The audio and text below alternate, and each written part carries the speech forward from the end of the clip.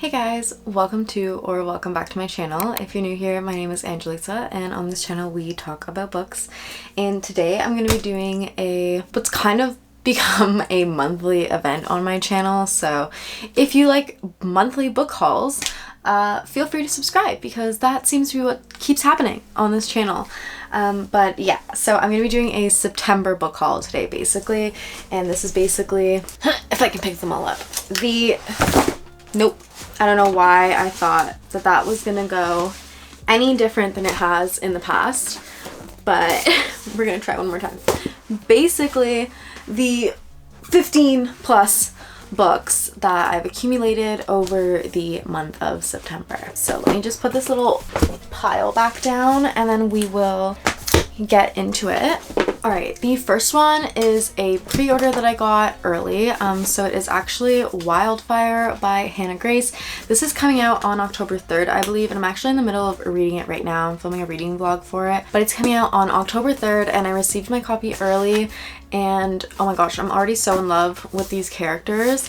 But yeah, when I got in the mail, I was super excited and it goes so cute next to the Icebreaker book and the spines are just adorable. I realize that like my light is making a weird kind of like cast right now. But yeah, I'm gonna turn this light down just a smidge. Next we have, this isn't like a new release, but it is a new release in paperback and it's The House of Sky and Breath by Sarah J. Maas. So I haven't read Crescent City yet, but I knew that I wanted the paperbacks for these and I thought that I would be finished Throne of Glass by now, but I was wrong. But obviously I'm gonna read this in Crescent City, which is way up there on my bookshelf. But yeah, so this came out in paperback this month, so I just got it today and I'm so excited. The cover is gorgeous and I love the like not foiling but just like gold shininess that's on the crescent moon here and it's just beautiful. I'm trying to remember like which ones I bought as part of the book haul and which ones I bought just because I was being impulsive, but I'm just gonna go through. These were all just like Indigo purchases that kind of just happened. Yeah. Anyway, the first one is The Bodyguard by Katherine Center. Everyone has been talking about this book and Emily Henry has a blurb on the front, so I feel like it just has to be good. And I know that in this, it's actually the girl who's the bodyguard, which is very interesting to me. So I'm excited to read this and I wanted to do a video where someone that I reached out to recommended this book to me. So I'm gonna see if I still end up doing that video, and if I do, it's probably gonna be with this book in it. And yeah, I'm really excited because A, the cover is just gorgeous and it's so cute, and B, I don't know, I've just heard such good things about it, and I don't know, this is just another like very popular book talk contemporary romance, as if I need more of them. Next we have Lisa Jewell's The Night She Disappeared. So this I ended up picking up because I was at work and I was literally overhearing these people talk about this book and my boss was in the conversation and he was like, you have to read this book if you haven't already. So I ended up picking it up at the bookstore when I was there next, I think on like a day where I was just like at the mall, and I'm really excited for it. It's gonna be added to my Lisa Jewell collection in TBR. So it's about this like couple that they just had a baby and they end up like dropping their kid off at their parents' house or something like that for the night, and they wanted to have basically like a night out together, and then they don't end up coming home from that night out together and everybody's like really worried and thinks that they're just kind of trying to like skip out on their parental responsibilities.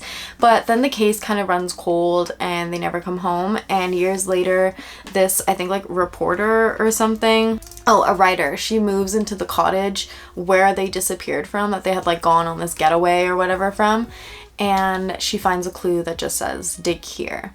And yeah, so it kind of opens up the case again and it just sounds really interesting and I've just heard really good things about it, so I'm very interested in this one as well. Next we have Cruel Seduction by Katee Robert. So this is part of her Dark Olympus series. It's like a bunch of kind of standalone Greek mythology dark romance retellings, and this one is about Aphrodite and Hephaestus. I'd never know how to say his name, but it's like a modern retelling, very spicy, very seductive, and very interesting.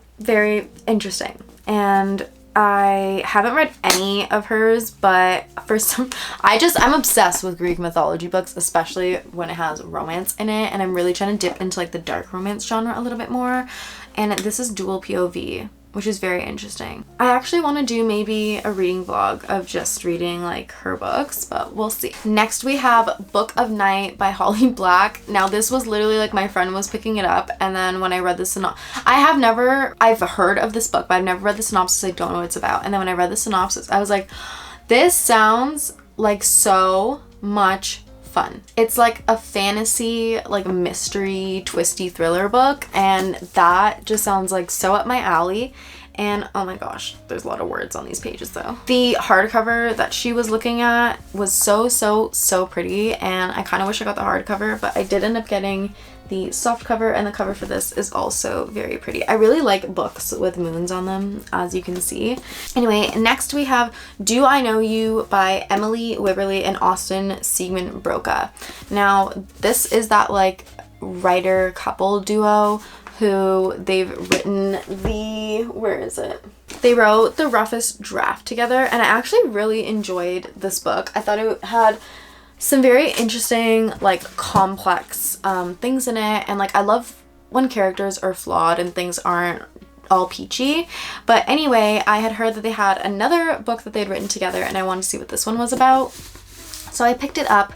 And it's again about like this couple who's going on this week-long getaway for their 5th year anniversary, and then they find out that they're gonna be on this getaway with a roommate. And when this roommate comes, like, he assumes that both of them are single, and obviously they're not, they're together, but they end up just like not correcting the roommate and just pretending that they are. And then they realize that it's kind of fun to pretend to be strangers and flirt with each other again and kind of like get to know each other again from the beginning. Yeah, it's basically them kind of like reviving their relationship and finding the spark in it again. And then like everybody at the resort sees that they have this attraction to each other, obviously, and so they're kind of just wondering, like, once they leave, will they still be in that same like honeymoon phase again? Like, can they keep this alive? I enjoy reading these types of books for some reason. I just feel like it's interesting to read about people's relationships and like how they work through these types of like very normal problems that couples go through,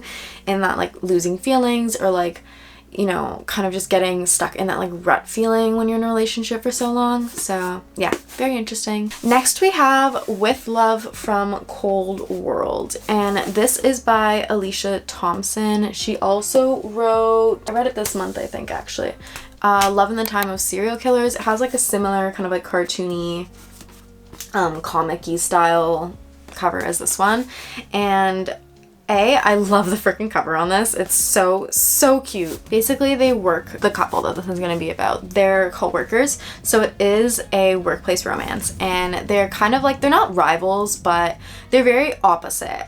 She's very serious, he's very goofy, he doesn't take a lot seriously, and he thinks that she doesn't know how to have fun.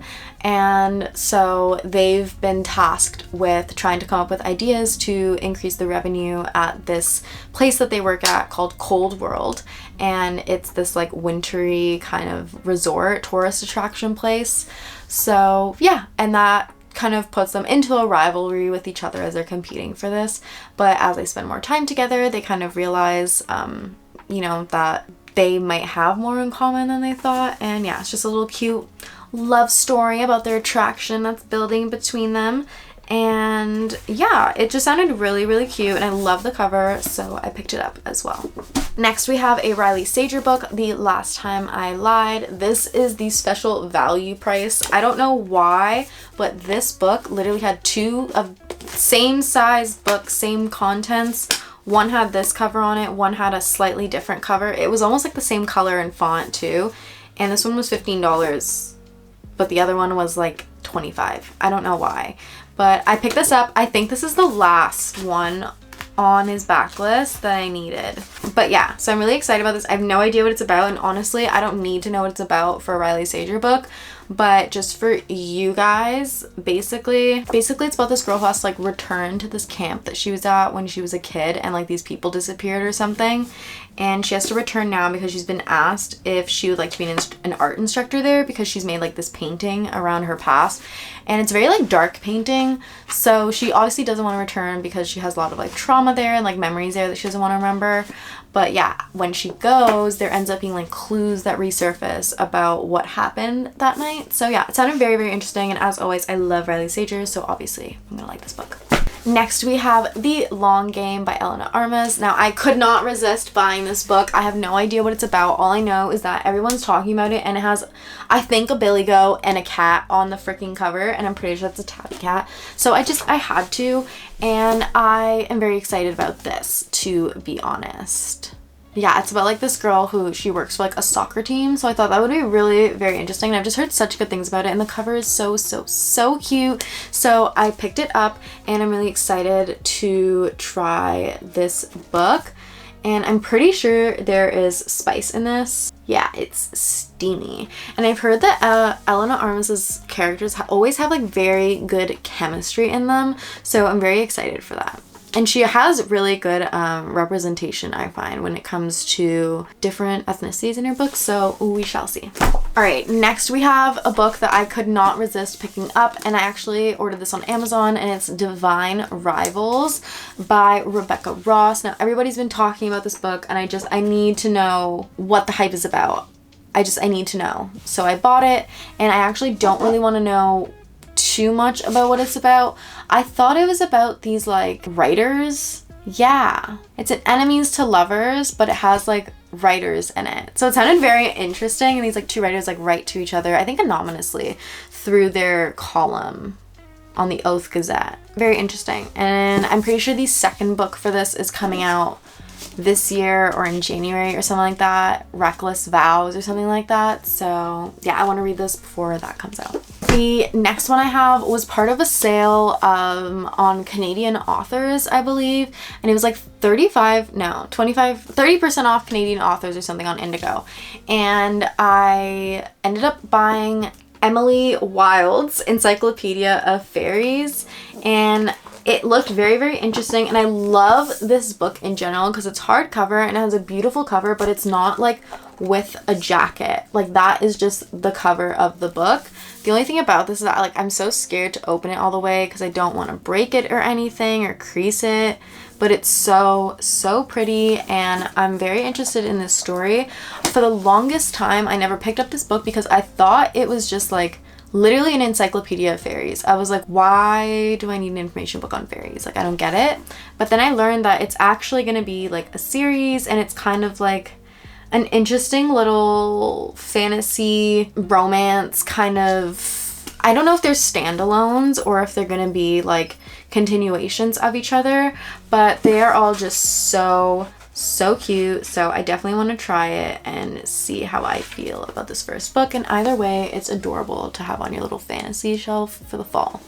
And for the price that I got it for, I was just like, I'm glad that I waited. All right, next we have a book that was honestly probably the biggest steal of this entire haul. Even though I got some books for free using points, books were on sale. Like, I think at one point I went in, it was buy 3 get the 4th one free. Like, I try to buy books when they're on sale, but this was the biggest steal I ever got because I got this book for $2. I was at the hospital for an appointment, and I looked to my right, and lo and behold, there's a little book rack, and they're selling paperbacks for $1 and hardbacks for $2, and I saw Hidden Valley Road on the bookshelf, and I've been wanting to read this book, and I told myself I was just gonna like read the ebook eventually when I wanted to borrow it from Libby, but I never ended up doing it because I just have so many books on my physical TBR. So naturally, when I see it for $2, I'm just gonna buy it and add it to my physical TBR because that's what makes sense in my brain. You know, this is a hardcover. This is usually a $33 book, and I got it for $2 freaking, which is amazing. And basically it's about this family who they have like 10 children, and I think about 6 of them ended up getting diagnosed with schizophrenia, and you go through this book kind of like almost like you're living in the house as these people are growing up, and you're seeing how the schizophrenia and like the different symptoms just kind of deteriorate the family and affect everyone else in the family, as well as the person who is experiencing it. So I heard it's a very interesting read, and I'm pretty sure it's based on a true story. I might be wrong, but I'm pretty sure. Yeah, it's a nonfiction.